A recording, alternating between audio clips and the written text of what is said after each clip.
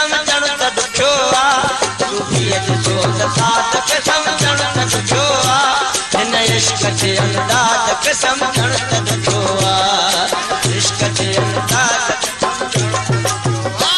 सूफीअ जो सोच साधक समझण त ॾुखियो आहे सूफीअ जो सोच साधक समझण त ॾुखियो आहे इश्क जे अंदाज़ खे समझण त ॾुखियो आहे इश्क जे अंदाज़ खे समझण त ॾुखियो आहे